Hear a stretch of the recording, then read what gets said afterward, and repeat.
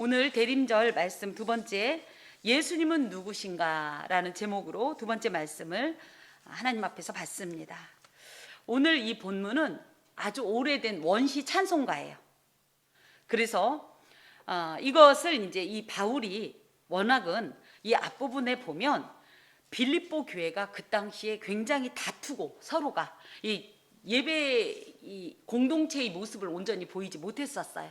서로 교만하고 허영이 있어서 자꾸 다투고 분열하자 5절에 보면 너희 안에 이 마음을 품으라 곧 그리스도 예수의 마음이니, 그래서 예수님께서 어떤 모습으로 과연 우리에게 모범을 보이셨는가를 기록한 내용입니다.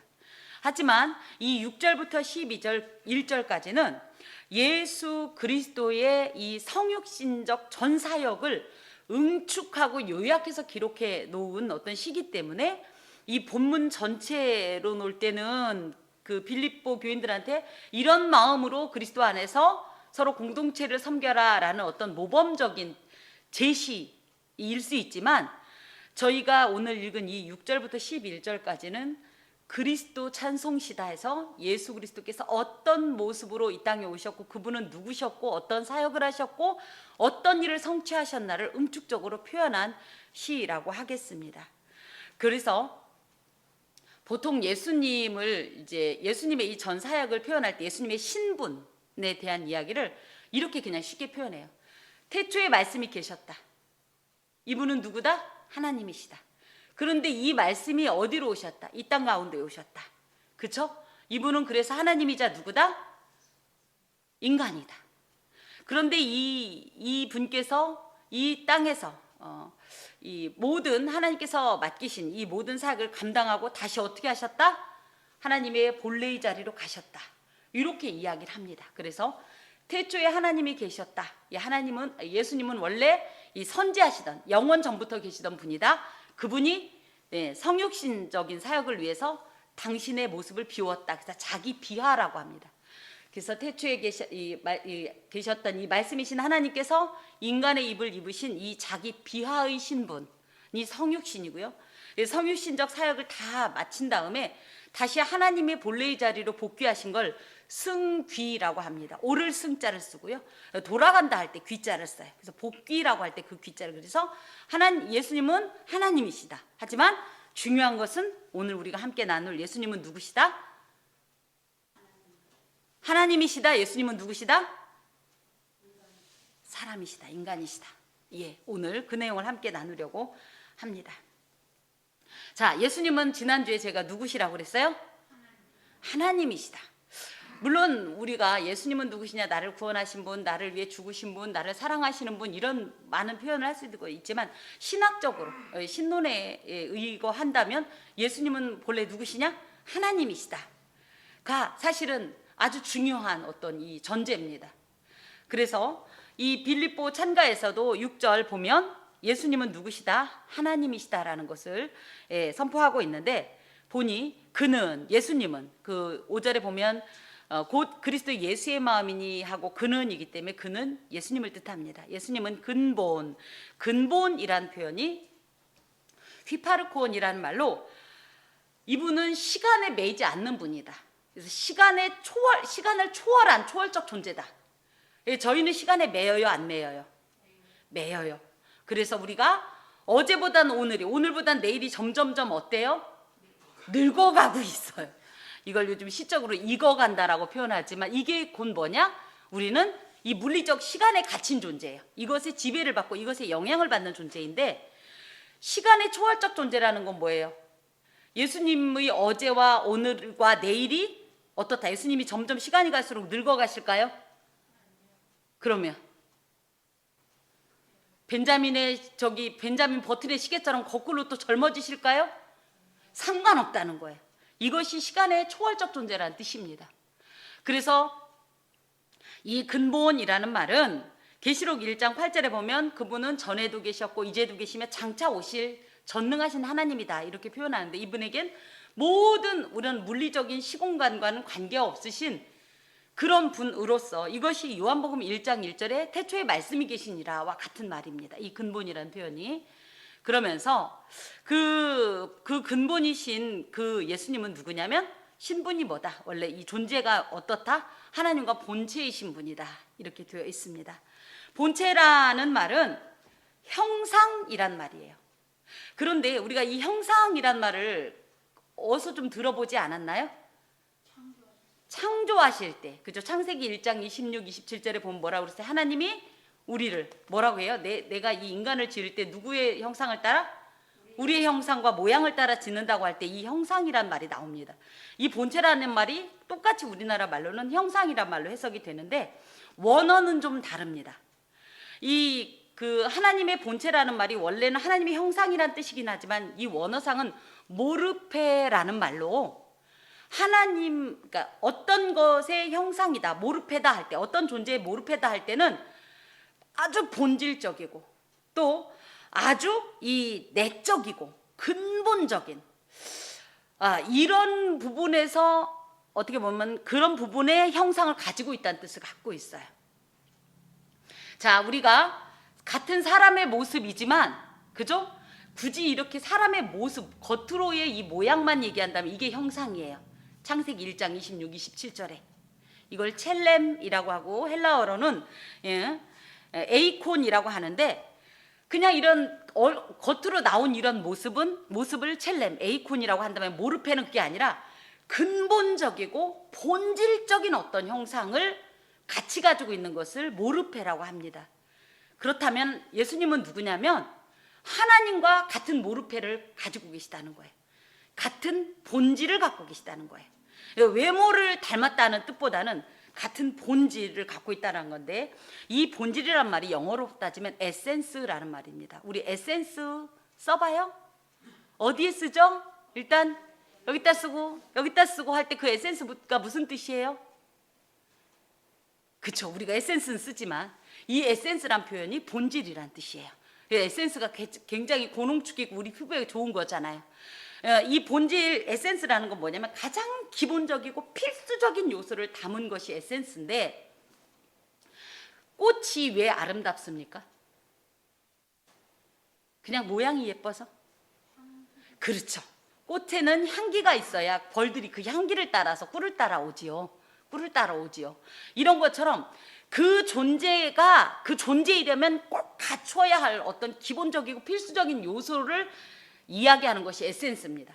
그래서 예수께서 하나님이시라면 반드시 가지고 있어야 되는 필수적인 에센스, 모르페가 있어야 되는데, 그것이 놀랍게도 예수님과 하나님이 같은 모르페를 쓴다는 거예요. 에센스를 같이 쓴다는 거예요. 대표적으로 그게 뭐냐 했더니 하나님의 가장 본질적인 속성인 거룩성. 하나님은 거룩하시죠? 완전한 거룩이죠? 또 하나님은 어떻습니까? 영원하신 분이에요. 아까 표현한 대로 시간적인 구애를 받지 않아요. 그렇죠? 또 하나님은 어떤 분이시냐? 절대성, 완전한 신적 존재예요. 또 하나님은 어떤 분이시냐? 초월성, 그래서 시공간에 얽매이지 않습니다. 하나님은 또 어떤 분이시냐? 전능성, 못하실 일이 없으세요. 하나님은 또 어떤 분이시냐? 전지성, 하나님은 모든 것을 아셔요. 심지어 우리의 이 심령 깊숙한 곳에 자리 잡은 나도 모르는 나를 다 통달하시는 분이세요. 바닷속 제 아무리 깊은 곳이라 할지라도, 저 하늘 제 아무리 높은 곳이라 할지라도 그 어떤 구석에 있는 작은 먼지 한 톨까지도 하나님 앞에서는 다 아신 바 되는 것이 하나님의 전지성입니다. 또 하나님의 이런 어떤 능력이나 어떤 이런 존재에 더해서 또 하나님은 어떤 성품을 가지고 있냐면 사랑이 많으신데, 그 사랑은 우리가 가지고 있는 이런 사랑과는 비교가 안 돼요. 완전하신 사랑입니다. 하나님은 또 진실하십니다. 하나님은 의롭습니다. 이런 하나님의 본질, 이 모르페를 누가 갖고 계시다? 예수께서 갖고 계시다. 그래서 예수님은 누구다? 하나님이시다. 지금 이렇게 선포하고 있습니다. 자, 그런데 여기서 이제 하나 좀, 지난주에도 삼위일체를 조금 설명을 드렸었는데, 이 본체라는 표현에는, 하나님의 본체라는 표현에는 삼위일체의 어떤 한 부분을 강조하고 있어요.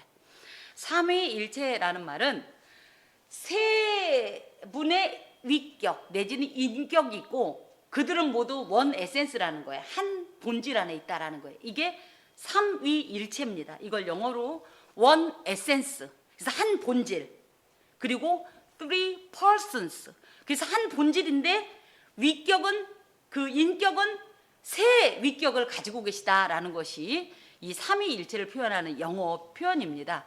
그렇게 따진다면 하나님과 본체다라는 표현은 one essence, 일체를 강조하는 표현이에요. 삼위일체 중에서 일체를 강조하는 표현이 그는 근본 하나님의 본체시다라는 표현으로 다시 한번 이곳에서 예수 그리스도께서는 절대 피조물이 아니다, 창조주시다, 하나님이시다를 선포합니다. 이런 표현들이 저희들에게 너무 익숙하잖아요. 예수님은 피조물이 아니시다, 하나님이시다, 이런 것이 너무 익숙하죠. 그런데 우리가 방금 고백한 이 사도신경만 봐도 여기에 누구에 대한 이런 선포가 굉장히 강하게 들어가냐면 예수님에 대한, 그죠? 예수님의 하나님 되심을 계속적으로 이렇게 고백하고 있는데 이것에 배경이 있습니다. 예수님께서 이게 기독교가 점점점 발전하면서 신학이 발전했을 때 아주 질 나쁜 이단이 나왔는데 그 중에 하나가 뭐냐면 예수님은 누구냐면 사람이다. 그런데 사람 중에서 가장 뛰어난 사람이다. 그래서 예수님은 피조물이다, 하나님은 아니다, 아주 우수한 인간이다, 이런 표현들을 그때 당시 주장했어요. 그렇기 때문에 그분은 그렇지 않다, 아예 처음부터 성령으로 잉태돼서 하나님의 아들이시고 그분이 하신 모든 사역이 다 하나님의 아들, 즉 신으로서 하셨다라는 것을 선포하기 위해서 사도신경에 이 성자 하나님에 대한 구체적인 이런 기록이 있는 거거든요. 그런 의미에서 예수께서 하나님이시다라는 표현은 굉장히 중요한 내용입니다. 자, 그러면서 그 예수는 또 어떤 분이시냐 할 때 원래는 하나님이신데 놀랍게도 하나님과 동등됨을 취할 것으로 여기지 아니하시고, 하나님과 동등하다는 건 같은 분이란 뜻은 아니에요. 원 에센스이긴 하지만 three persons, 그래서 각각의 위격이 있기 때문에, 그래서 성부 하나님이 우리를 사랑하시지만 성부 하나님은 우리를 위해 죽으시진 않았어요. 우리를 위해 십자가에 죽으신 분은 누구냐면 성자 하나님이신 예수님입니다. 이렇게 구분이 되는데 대등하다라는 표현을 가지고 있어요. 즉 예수님은 하나님의 보좌, 하나님의 영광, 그래서 보좌라는 표현을 그냥 굳이 의자라는 표현으로, 자리라는 표현을 하면 어떤 의자라고 할 때 지난주에 그랬죠. 하나님은 높은 의자, 그 다음에 예수님은 그 다음 의자, 버금 의자, 이런 거 없다고요. 그렇죠? 이렇게 표현한 것처럼 하나님과 똑같이 영광을 받으시고 똑같은 능력이 있으시고 권세가 있으시고 그러기에 경배받기에 합당하신 분이세요. 이런 분이신데 예수님께서는 그 대등한, 그리고 그 본질적인 하나님의 이 모든 영광과 권세를 내 거야, 이미 내 거니까 그냥 난 이거 계속 갖고 있을 거야 라고 하지 않고 이것을 기꺼이 내려놓으시고, 이게 이제 자기를 비워라는 표현과 통하는데 이미 소유하고 있었던 거지만 이것을 기꺼이 내려놓으시고, 그리고 나서 뭐 했냐면 7절에 보니까 오히려 자기를 비워 종의 형체를 가지사 사람들과 같이 되셨고 사람의 모양으로 나타나사 자기를 낮추시고 죽기까지 복종하였으니 곧 십자가에 죽으심이라. 그래서 이 7절부터 이 9절까지를 예수님의 자기 비하라고 합니다. 자기 비하, 그러니까 예수님의 그냥 비하와 자기 비하는 좀 달라요. 아까 예수님은 원래 하늘 보좌에 계신 분인데 이분이 이 성육신 하신 건지 비하예요. 그죠? 그야말로 비천하게 아래로 내려지셨다는 것을 비하라고 하는데 여기에 자기라는 표현이 들어가는 것이 굉장히 중요합니다. 무슨 얘기냐면 우리 여기 특전사 출신들 계셔요? 혹시 집사님들 중에 낙하산 타보신 분 계세요? 예, 저희가 볼 때 이 낙하산을 타는 군인들 어때요? 이 막 낙하산 이 군장을 하고 헬리콥터에 타고 어느 지점에 가서 낙하를 해야 될 때, 물론 어떤 그 군인들은 정말 호기 있고 용기 있게 뛰어내리지만 어떤 군인들은 어떡하죠? 거기서 막상 못 내려가지고, 그죠? 다리를 막 떨면서 못 가겠습니다 막 이러죠. 그러면 어떻게 해요? 계속 기다려줘요? 대장이 어떻게 하죠? 그죠? 발로 빵 차버리죠. 그죠? 자, 이런 장면을 우리가 연상할 수 있다라는 거예요. 예수님이 이 땅에 오신 것이. 그러니까 즉 인간을 너무 사랑하시는 하나님께서 고민을 하시는 거예요. 예를 들어 얘네들을 어떻게 하면 좋을까? 그랬을 때 어떤 그 분이 얘기하기를 성부 하나님, 성자 하나님, 성령 하나님이 함께 이건 그냥 상상의 이야기예요. 실제는 아닙니다. 얘네들을 어떻게 하면 좋을까 했을 때 그 누가 가서 대신 죽긴 죽어야겠는데 하면서 성부 하나님이랑 성령 하나님이 똑같이 예수님을 이렇게 쳐다봐서 예수님이 어쩔 수 없이 왔다 이런 표현을 하는데 그렇지는 않다라는 거예요. 거꾸로 어떻게 예를 들어 인간이 이렇게 죄를 짓게 된 이유가 하나님께서 우리를 너무 사랑하셔서 당신의 형상을 주실 때 무엇까지 주셨냐면 자유의지를 주었어요. 그러니까 죄를 절대 못 짓게 아예 로봇처럼 기계처럼 만들었으면 좋았는데 그러면 인간 본연의 이 기쁨이 없고 선택이 없고 또 한 가지는 뭐예요? 하나님은 로봇이 필요한 게 아니에요. 자발적으로 하나님을 자원하여서 인간의 자유의지로 경배하는 이 경배를 받고 싶으신 분이었기 때문에 이 자유의지를 인간에게 주시게 됩니다. 그때에 얘네들한테 자유의지를 주면 얘들은 분명히 죄를 지어서 타락할 텐데 부패할 텐데 그럼 그때는 어떻게 할까라는 것이 창조시에 서로 어떻게 보면 있지 않았겠는가. 그때 예수님께서 그럼 그때는 제가 죽지요. 그래서 십자가를 얘들이 죄를 지니까 그때서야 어떻게 할까 하고 다급하게 긴급 회의를 한 것이 아니라 처음부터 창조할 때부터 십자가는 계획되었었다. 이렇게 얘기를 합니다. 그렇기 때문에 헬리콥터와 어떻게 보면 헬리콥터에서 뛰어내려야 되는 낙하해야 되는 어떤 그런 존재가 망설일 때 발로 뻥 차서 내려뜨린 그런 비하가 아니라 기꺼이 내가 이들을 위해 죽겠다고 자발적으로 뛰어내리신 어떤 것이 자기 비하입니다. 예수님의 자기 비하가 이런 의미로서 이제 케노시스다라고 표현하는데 이것을 조금 유식한 말로 신성의 자발적 포기. 신성이 뭐예요? 예수님은 하나님이신데 이것을 자발적으로 포기하셨어요. 이것이 예수님의 자기 비하 케노시스입니다.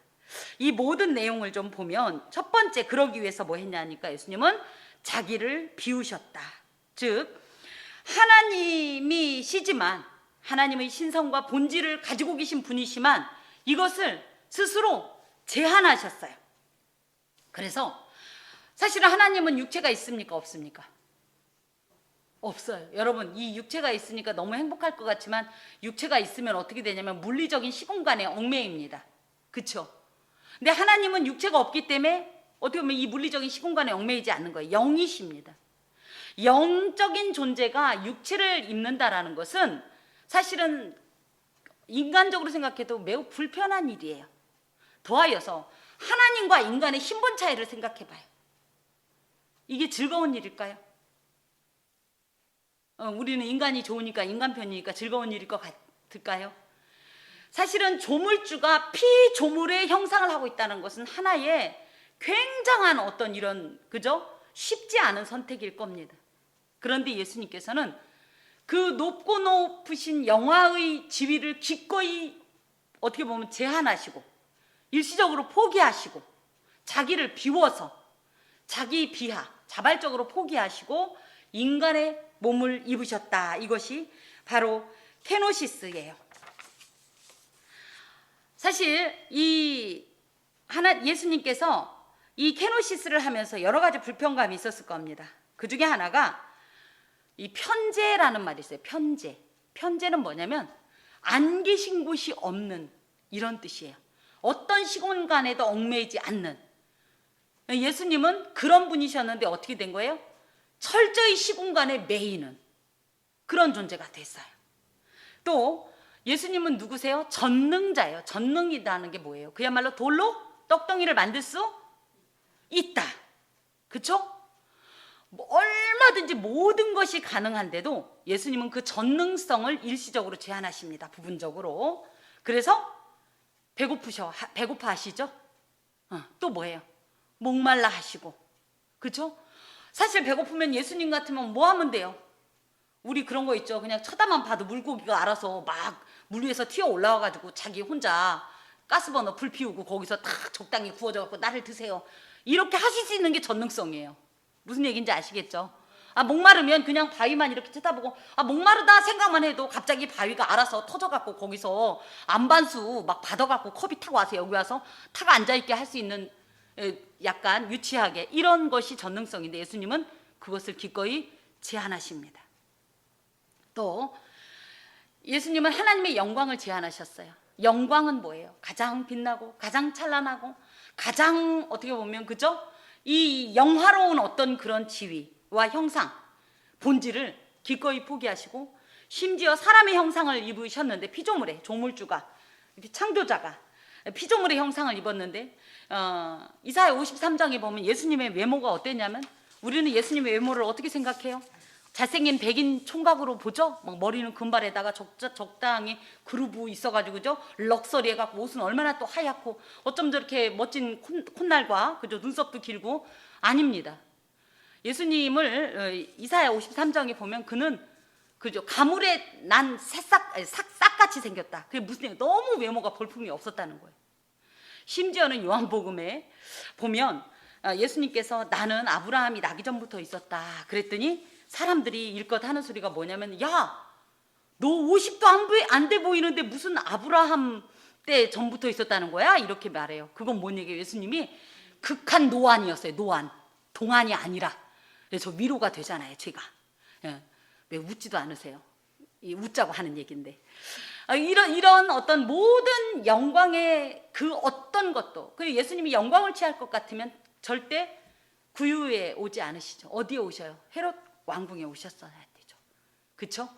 그리고 뭐예요? 이렇게 목수와 같이 그죠? 경제적으로나 이런 모든 것에서 그닥 그 인정받지도 못하는 이런 사회적 지위도 없는 존재에게 왜 태어나요? 그죠? 정말 멋진 나라에 정말 외모도 끝내주고 뭐 이 모든 것까지도 다 갖춘 그런 분으로 나셨겠죠. 근데 예수님은 정말 아주 작은 영광의 흔적조차 다 자기를 비워 버리시고 이 땅에 오신 분이라는 거예요.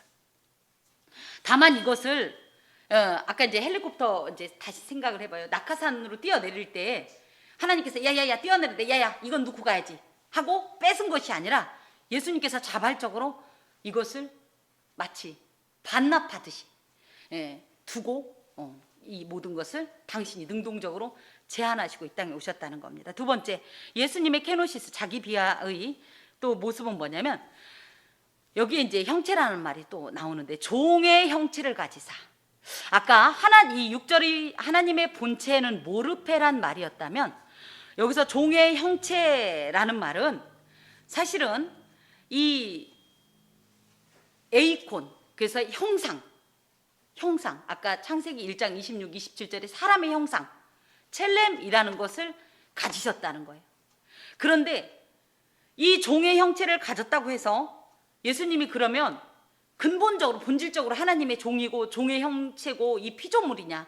그건 아니고 비록 외향적으로는 어떤 이런 형상적 외적으로는 종의 모습이지만 예수님의 안에는 여전히 무엇이냐면 신적 본질인 모르페가 있다라는 뜻이에요. 예수님께서 이 종의 형체를 입으셨다고 할 때 종은 누구의 종이냐 할 때 하나님의 종으로 오셨다는 거예요. 이 종을 둘로스라고 하는데 둘로스는 이 당시의 종은 우리나라처럼 무슨 도움이 이런 수준이 아니에요. 그 당시의 종은 자신의 모든 것을 선택할, 소유할 권한이 없습니다. 심지어 내가 쉬고 있는 이 생명까지도 누구 거냐면 내 거가 아니라 주인의 거예요. 그 정도로 완전하게 주인의 소유가 된 것이 둘로스인데 그렇다고 본다면 예수님께서는 하나님 앞에 자신의 이 모든 생명까지도 종으로서 기꺼이 다 헌신하고 희생할 각오를 하고 이 땅에 오셨다라는 의미를 갖게 됩니다. 그래서 하나님의 형체를 지니신 하나님의 모르페를 지니신 예수님이시지만 예수님께서는 다시 완전한 이 사람 종의 형체를 가지고 그래서 외적으로는 종의 에이콘을 가지고 오신 분이시다. 그래서 이제 여기서 중요한 게 예수님은 완전한 신성을 가진 하나님인과 동시에 완전한 인성을 가진 사람이다 라는 것이 강조가 됩니다. 아까 말씀드린 대로 이것이 지금 저희는 얼마든지 받아들여지는데 그 당시에 2세기경에 그 서구에 영지주의라는 이단이 있었어요. 영지주의, 이 그노시즘, 이들은 빛을 안다, 무언가 진리를 안다라고 자칭하던 자들인데, 이 중에서도 이제 여러 영지주의 갈래 중에 마르시온주의라는 이 영지주의가 있습니다. 이 마르시온주의의 특징이 뭐냐면, 첫 번째, 이원적 신관. 그래서 뭐냐면 물질이나 이렇게 형체가 잡혀지는, 감각되어지는, 이 세상에 속한 모든 이런 만져지는 것들은 다 악하고 저급하다고 봤어요. 그리고 역으로 보이지 않고 또 만져지지 않는 영적인 것, 또 뭐예요? 이상적인 것, 생각들, 이런 것들을 굉장히 고차원적인 것으로 생각했습니다. 그러다 보니까 예수님이 하나님이신 건 굉장히 고차원적인데 인간의 모습을 입고 오셨으니까 얼마나 저급해요. 그렇죠? 그래서 예수님을 예수님의 어떤 이 인성을 인정하면 예수님을 저급한 존재로 인정하게 되는 거기 때문에 이들이 예수님의 인성을 부정했어요. 그래서 어떤 이거를 주장했냐면 가현설, 가짜로 나타났다. 이게 가현설인데, 예수님이 하나님이신데 어떻게 더러운 인간의 몸을 입냐, 어떻게 그 고차원적인 분이 이렇게 저급한 어떤 물질의 메인 존재가 되냐. 그래서 아니야, 예수님은 영적으로 오셨고 그냥 잠깐씩 다른 사람의 얼굴을 빌려서 잠깐씩 나타났다 사라지는 그런 분이셨어. 그러면서 예수님의 완전한 인성을 부정하게 돼요. 우리도 그렇게 생각하시나요? 근데 이제 이게 여기서만 끝나는 것이 아니라, 그렇게 되면 어떻게 되냐면 예수님께서 십자가에서 내가 목마르다, 그죠?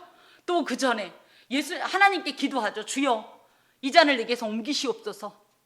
또 내가 배고프다, 물고기 좀 잡아와라. 이런 것들이 다 예수님이 만약에 가짜로 나타나신 영적인 존재였다면 가짜라는 거예요. 쇼했다는 거예요. 그렇죠? 죽으신 것도 가짜라는 거예요. 그때 맞지 않습니다. 그래서 사실은 완전한 하나님이시지만 완전한 사람이라는 것을 이렇게 강조하고 있는 거예요. 자, 그러면서 이제 세 번째, 예수님의 이 자기 비하 케노시스가 사람들과 같이 되셨고, 사람들과 같이 되셨다는 것은 이 사람이 하나님의 모양대로 창조되었듯이 예수 그리스도께서도 사람의 모습으로 하나님 앞에서 마치 창조된 것처럼 완벽한 사람의 모습을 하고 계셨다는 뜻을 가지고 있습니다. 다만 여기서 오해하지 말 것은, 예수님께서 완전한 사람이긴 하지만 신적인 모르페를 기본적으로 본질적으로 가지고 계신 분이기 때문에 예수님에겐 인간이지만 죄가 없다라는 사실이에요. 또 예수님은 인간이지만 인간처럼 시험을 당하셨어도 전혀 그 시험에 매여서 죄는 짓지 않았다는 그런 예수님의 인간이긴 하지만 독특한 면을 가지고 있습니다. 사람과 같이 되셨다는 표현이 이제 뒤에 사람의 모양으로의 설명을 좀 드리긴 할 건데, 그렇기 때문에 여기서 더 중요한 게 뭐예요? 사람의 어떤 형상은 있지만 신적 모르페로서 죄와 무관한 분이기 때문에 속죄 제물의 자격이 됩니다. 죄 지은 사람은 아무리 내가 내 자녀를 사랑해서 내가 내 자녀를 대신해서 죽어도 내 자녀를 구원할 자격이 안 돼요. 내가 죽어도, 똑같이 죽어도. 그런데 예수님은 뭐예요? 점과 흠이 없는 무흠하신 분이기 때문에 속죄 제물의 자격이 있어서 그 대신 그 죄인을 대신해서 예수님께서 자기의 생명을 버리셨을 때 그 속죄제의 효력이 나타납니다. 그렇기 때문에 예수님이 같은 사람이지만 죄가 없다라는 것은 굉장히 중요한 부분입니다. 또 예수님의 성육신 중에 사람의 모양으로 나타나사, 이제 모양이란 말은 아까 이 형상과는 조금 다른 말이긴 하지만 거의 유사하긴 합니다. 스케마란 말로써 뭐냐면 그 인격이나 본질이 일시적이고 비본질적이면서 겉으로 드러난 어떤 모양이나 태도를 스케마라고 하는데, 예수님이 사실은 신적 모르페를 담재하고 계신 분이지만, 갖고 계신 분이지만 겉으로 볼 땐 사람하고 똑같았다는 거예요. 하지만 예수님이 하나님이라는 이 측면으로 볼 때 이것은 비본질적인 존재고 일시적인 것이고 외적인 어떤 하나의 형태에 불과하다라는 것이 사람의 모양으로 나타났다는 뜻인데, 자, 예수님께서는 그러면 어떤 모양으로 오셨냐 할 때 첫 번째, 우리는 누구를 통해 이 땅에 왔어요? 엄마를 통해. 그죠? 그런 것처럼 예수님도 엄마가 계시다는 거예요.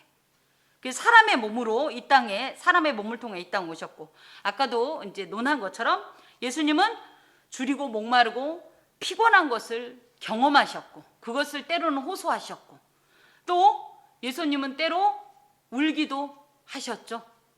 나사로의 일로도 울었고 기도하면서도 우셨고 슬퍼하기도 하셨고 화를 내기도 하셨고 그치요? 무엇보다도 육신의 몸이 지닌 최종적 극한적 한계인 죽음까지도 경험하신 분이십니다. 이것이 저에게 매우 중요한 것은 그랬기 때문에 예수님이 우리의 기도를 공감해 주시고 중보할 수 있어요. 보세요. 우리 집사님이 아이고 내 몸 아파 죽겠네. 예수님 몸 아파 죽겠어요. 온 삭신이 쑤시고요. 내가 아주 이러다가 살지 못 살지 모르겠어요. 이렇게 기도했는데 예수님이 인간의 이 육신을 체험하지 않은 분이시면 뭐라고 할까요? 예를 들자면 물론 그분은 전지하신 분이기 때문에 다 아시지만 예를 들어 어떻게 말씀하실까요? 글쎄 그렇게 아픈 게 어떻게 아픈 건지 내가 잘은 이해를 못하겠다마는 그럴 수 있죠. 근데 진짜 하나님이 그렇다는 건 아니고 예를 들자면 하나님 나 절 때문에 너무 속상해요. 그렇게 속상할 것까지는 아닌 것 같은데 이럴 수 있는 것들이 다 차단되고 오히려 내가 그 마음을 안다. 내가 너 피곤한 걸 안다. 내가 너 마음 아픈 걸 안다. 내가 너 힘겨운 걸 안다. 내가 너 가슴이 얼마나 찢어지는 걸 안다.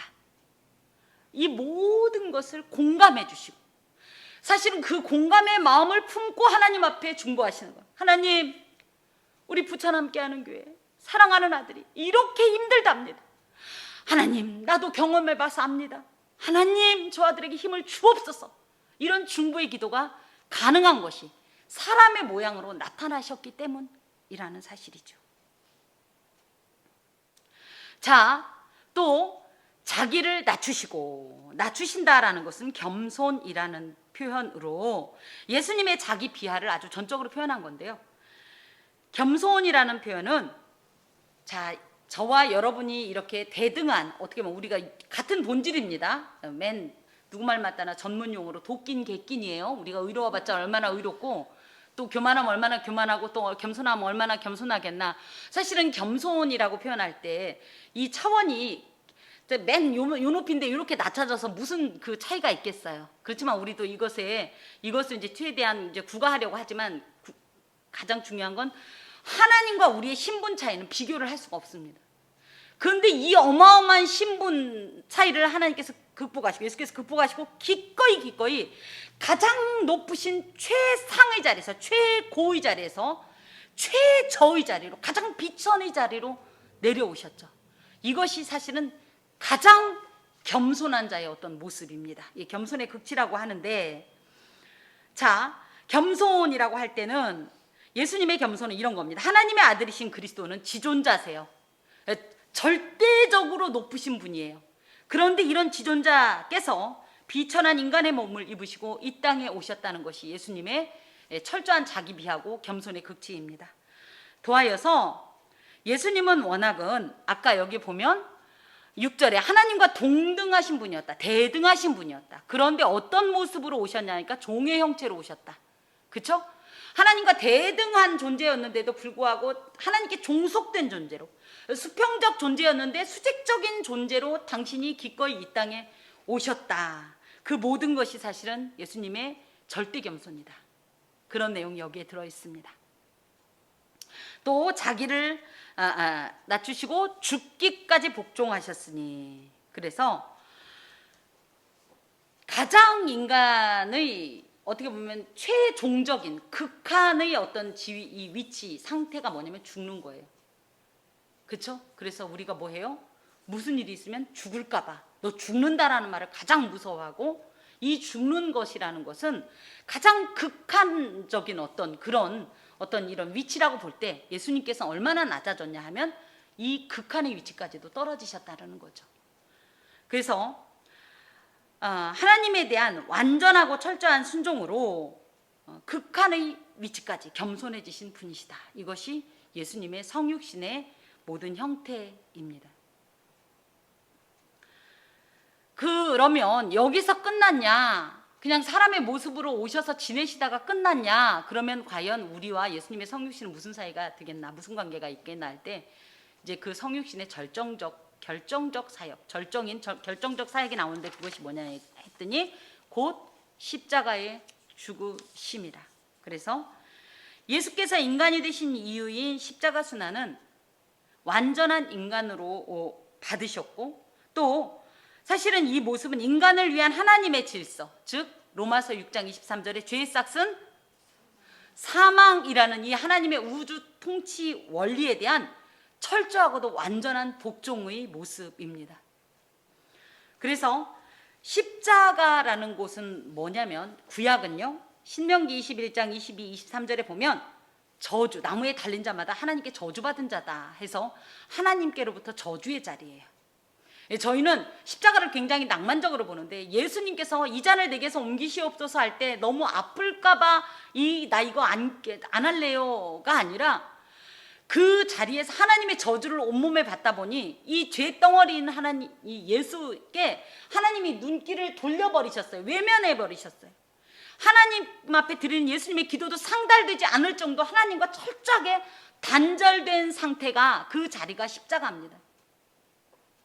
왜 그랬냐? 예수님은 왜 그렇게 하나님께로부터의 저주의 자리를 기꺼이 감당하셨냐 하면, 버려진 인간을 하나님의 자녀로 입양시키기 위해서, 또 인간이 받을 저주를 대신 받으심으로 영원한 멸망 가운데 있을 수밖에 없는 인간들을 구원하시기 위해서 기꺼이 이 자리를 감당하셨다라는 거죠. 또 이 십자가는 어떤 자리냐 할 때 놀랍게도 철저한 순종의 자리요, 최고의 섬김과 겸손의 자리로서 예수께서 십자가에 죽으심은 하나님께 대해서 죽기까지 순종하겠다는 순종의 모범을 보여주시고, 자신의 이 모든 것을 통하여서 섬기면서 헌신하는 희생의 모범을 보여주신 자리가 바로 이 십자가입니다. 그래서 예수님의 십자가가 결론은 뭐냐? 이 성육신의 진짜 목적이에요. 성육신에서 사람 모양과 됐다가 그냥 똑같이 자연사였으면 우리와 예수님의 관계는 의미가 없습니다. 그런데 뭐예요? 이 성육신적인, 그러니까 예수님께서 사람의 몸을 입으신 요 모습, 이 사역이 결국은 십자가에 죽기 위해 오셨고, 이 십자가에 죽으심으로 우리와 어떻게 따지면 완전한 어떤 이런 이 관계가, 또 그 십자가에 우리가 같이 연합되고 일치되면서 우리가 그 죄에 대해서 죽고, 또 그런데 놀랍게도 예수님께서 죽으신 지 3일 만에 죄에서 해방돼서 죄로부터 승리돼서 부활하니까 저희도 그 연합된 예수님과 함께 부활하게 되는, 그래서 이 십자가가 그렇게 중요합니다. 그랬더니 이제 9절부터 그랬더니 놀라운 일이 벌어지는데, 부활승천하신 이 예수님께 하나님께서 행하시는 일들이 있습니다. 그것이 뭐냐 했더니, 이러므로 하나님이 그를 지극히 높여 그래서 모든 이름 위에 뛰어난 이름을 주셨어요. 하나님의 죽기까지 자기를 낮추시고 복종하신 그리스도에 대한 보상이에요. 상급이에요. 상급이 뭐냐 했더니 최고의 높은 자리로 복귀했어요. 최고의 높은 자리는 예수님으로 따지면 어떤 자리예요? 하나님의 자리, 성육신하기 이전의 자리, 본래의 자리로 복직이 됩니다. 이때 예수님은 누구냐? 개선장군으로, 승리한 개선장군으로 복귀하시게 되는 거예요. 그리고 이름은 모든 신분, 인격, 지위, 권력, 이 모든 것을 포함하는데 그 이름을 어떻게 했냐면 뛰어난 이름을 주사, 지극히 높은 자리에 뛰어난 이름이라고 할 땐 이 모든 절대적인 어떤 권위, 또 능력, 영광, 이 모든 것을 곧바로 다 회복시켜 주셨다라는 거예요. 또 하늘에 있는 자들과 땅에 있는 자들과 땅 아래에 있는 자들로 모든 무릎을 예수 이름에 꿇게 하시고, 무릎을 꿇는다라는 것은 우리 입장에선 무릎을 꿇을 때는 어떤 때 무릎을 꿇을까요? 상대를 높일 때. 그렇지만 만약에 원수지간이에요. 원수지간이 무릎을 꿇을 때는 어떤 느낌이죠? 항복. 그죠? 그래서 예수님께서는 승리자이시기 때문에 그죠? 부활 승천하심으로 승리자가 되셨기 때문에 모든 무릎이 예수님께 무릎을 꿇게 될 땐 경배로도 꿇지만 원수들은 패배의 상징으로 무릎을 꿇게 하셨다는 거죠. 그 존재가 누구냐 했더니 첫 번째가 하늘에 있는 자들. 하늘에 있는 자들은 누구예요? 천사들입니다. 자, 이 천사들과 이 천사들뿐 아니라 이 세상을 떠나서 구속함을 이미 받고 하나님의 품에 있는 자들, 우리의 믿음의 선배들도 하늘에 있는 자들이죠. 그들이 예수 그리스도 앞에 경배하고, 그렇죠? 또 땅에 있는 것들은 누구예요? 땅에 있는 것들은 땅에 있는 자들이죠. 예, 사람. 어떤 사람? 이 땅에 존재하는 모든 사람. 이들은 지금 현재 예수 믿는 사람들만 말할까요? 모든 사람. 그래서 불신자들이 제 아무리 예수님을 뭐라고 얘기해도 이때는 어떻게 할 것이다? 궁극적으로 예수 앞에 다 경배할 수밖에 없어요. 내지는 항복하고 패배를 인정할 수밖에 없다라는 거예요. 여기에 또 독특한 표현이 나오는데 땅 아래에 있는 자들이라는 표현이 납니다. 땅 아래에 있는 자들은 누굴까요? 죽은 자? 그냥 죽은 자? 아까 죽은 자들 중에 우리 믿음의 선배들은 그렇죠. 그래서 사탄, 이 땅 아래에 있는 자들의 죽음의 이 권세자니까 사탄과 그 수하들, 귀신들, 모든 악령들, 그리고 불신 세력들로 불신 상태에서 죽은 자들, 이 모든 자들조차도 하나님 앞에 패배를 인정하고 항복하는 무릎을 꿇게 만드시다는 겁니다. 그러면 이 일로 인하여서 어떤 일들이 있느냐 했더니 모든 입으로 예수 그리스도를 주라 시인하게 된대요. 그래서 무릎을 꿇을 때 그냥 분하다 이러고 꿇는 정도가 아니라 과연 당신은 king of king, 왕 중의 왕이십니다. 주 중의 주십니다. 라는 이런 고백을 하게 된다라는 거예요. 특별히 여기에 보면 예수 그리스도를 주라 시인한다 할 때 주라는 말은 퀴리오스라는 말이에요. 이제 히브리어는 아도나이지만 이제 퀴리오스라는 표현을 여기서 쓰는데 이 퀴리오스는 누구냐면 로마 당시에 황제를 뜻합니다. 황제에게 퀴리오스라는 뜻을 했는데 이 말에는 무슨 얘기예요? 이 세상에 이 왕이 진짜 왕이 아니라 누가 참된 왕이다? 예수 그리스도가 정말 왕이다 라는 고백을 하게 만든다라는 거죠. 그리고 사람들은 그리고서 예수님의 이 모든 사역 때문에 어떤 일을 하냐면 하나님 아버지께 영광을 돌리게 됩니다. 예수 그리스도의 높아지심과 또 모든 피조물들의 그리스도에 대한 복종과 경배는 결국은 무엇을 위해서냐? 이 성부 하나님의 영광을 위해서입니다. 그러면서 이 예수님의 이 성육신적 모든 사역 또한 결론은 뭐예요? 궁극적으로는 하나님께 영광을 돌리기 위해 이 모든 사역이 진행이 된 겁니다. 예수님 혼자만이 아니라 그야말로 하늘에 있는 자들과 땅 위에 있는 자들과 땅 아래에 있는 자들조차도 하나님의 영광 앞에 모두 다 무릎을 꿇을 수밖에 없는 이런 어떤 놀라운 그 장면으로 또 그 상황으로 나아가기 위한 것이 예수님의 성육신의 전 과정이라고 결론을 지을 수가 있습니다. 여기서 이제 한번 말씀을 드리면 하나님은 왜 이렇게 영광 이렇게 영광 타령을 하실까요? 하나님은 늘 배고프세요? 에릭시톤이야? 먹어도 배고파서 영광을 막 받아도 막 늘 이 결핍이야? 아쉬워? 그래서일까요? 이미 하나님은 저희가 봐도 무한한 영광을 받으시고 있는데 왜 자꾸 하나님은 영광을 받으시기를 원하실까요? 생각 안 해봤죠? 그냥 영광 돌리라니까 돌린 거죠. 물론 하나님께서 영광을 받으시려고 하는 부분이 절대 하나님이 영광이 부족해서 그 영광을 충족시키려고 하는 것은 아닌 건 아시죠? 하나님께는 이미 영광이 충만하시고 언제나 영광 가운데 계시기 때문에 사실은 하나님 앞에 하나님은 부족한 영광을 채우시는 분은 아닙니다. 다만 인간이 하나님께 영광을 돌리는 것은 이것은 피조물의 마땅한 기본적인 의무예요. 하나님 앞에 예배하는 건 성도의 의무이자 피조물의 의무입니다. 이 경배는 어떤 의미를 갖냐면 당신은 누구시다? 하나님이십니다. 하면서 하나님의 하나님 되심을 인정하는 이 자체가 하나님께 영광을 돌리는 것이고 무엇보다도 그것이 내 삶 가운데 내 고백이 되는 거예요. 나는 하나님 앞에 엎드림으로 하나님께 영광을 돌린다는 것은 내가 하나님을 하나님으로 인정합니다 라는 어떤 고백이라는 거죠. 그리고 우리가 영광을 돌림으로 이미 있는 그 하나님의 영광을 더욱더 만방에 선포하게 되는 거예요. 확인시키게 되는 거예요. 그래서 하나님께 영광을 돌리는 것을 우리가 멈추지 않고 지속적으로 행해야 한다라는 거예요. 자, 다시 한번 질문합니다. 예수님은 누구십니까? 하나님이십니다. 자, 오늘 들은 말씀대로 예수님은 또 누구십니까? 예. 그래서 예수님, 그러니까 우리가 존재를 어떤 것을 100%라고 할 때, 그러면 보세요.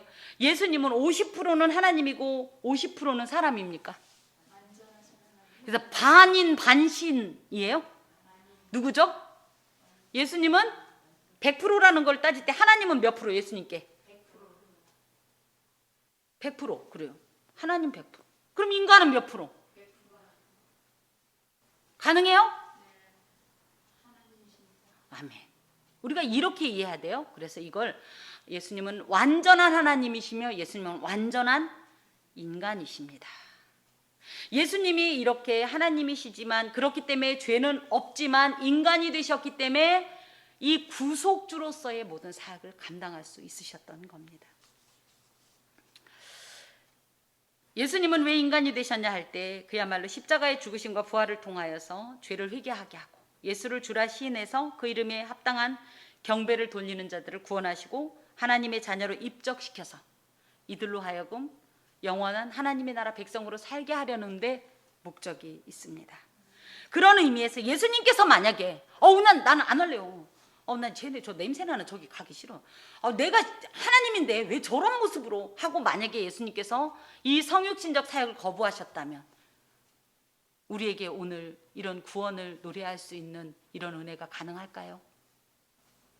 그런 의미에서 예수님이 완전한 인간이 되심은 놀라운 하나님의 은총입니다.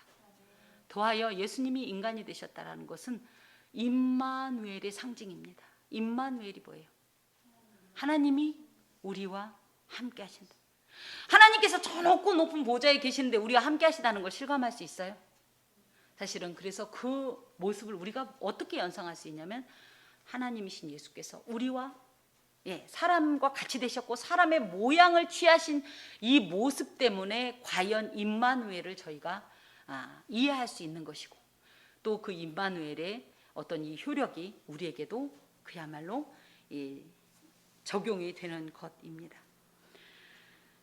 우리가 정리하면 예수님은 하나님이시고 예수님은 인간이시다 할 때에 하나님이시면서 인간이 되셔서 비천한 우리 이 몸을 입으시고 더욱 비천한 우리를 위해 기꺼이 죽으시고 부활하시고 승천하셔서 하나님의 보좌 우편에서 지금도 우리를 위해 중보하시는 그 은혜를 생각하면서 감사하고 마땅한 경배를 올려야 할 것입니다. 기도하겠습니다. 주님 감사합니다. 거룩하고 지존자이신 하나님께서 비천한 인간의 몸을 입고 이 땅에 오시고 그것이 누구를 위함도 아니고 예수 자신을 위한 것도 아니고 우리를 위한 것임에 감사합니다.